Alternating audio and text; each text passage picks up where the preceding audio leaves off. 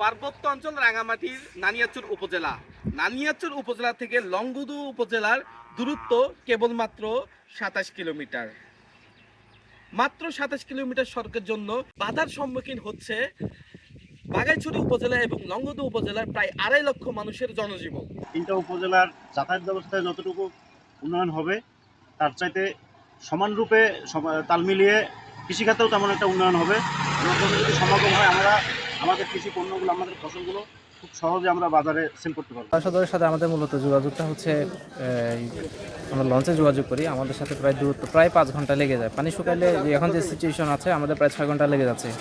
তো দেখা যাচ্ছে একটা রোগী অসুস্থ হলে একে জেলা সদর পর্যন্ত পৌঁছাইতে আমাদের দীর্ঘ সময় লেগে যাচ্ছে। এর মধ্যে রোগীটা কিন্তু মারা যাচ্ছে। মাত্র যে 28 কিলো সড়কের কারণে আমরা পিছিয়ে আছি। এই সড়কটা সংযোগ স্থাপিত হলে আমরা জেলা সদরে 1 ঘন্টার থেকে কম সময়ের মধ্যে আমরা পৌঁছে যেতে পারবো বলে আশা। সরকারে ইয়ো তুনু দিলে যাদের সসত একটা সসত নাগগুড়ি নেই। লংগদুর সাথে রানিয়ারচর রোডটা সংযোগ হয়ে যায় তাহলে আমরা যে কোনো বিশেষ করে আমাদের যে জেলা সদর আসতে আমাদের অনেক সময় লাগে। হ্যাঁ, পানিপথ বাড়বো, মানুষের সুযোগ সুবিধা হইব, ব্যবসা বাণিজ্য বাড়িব।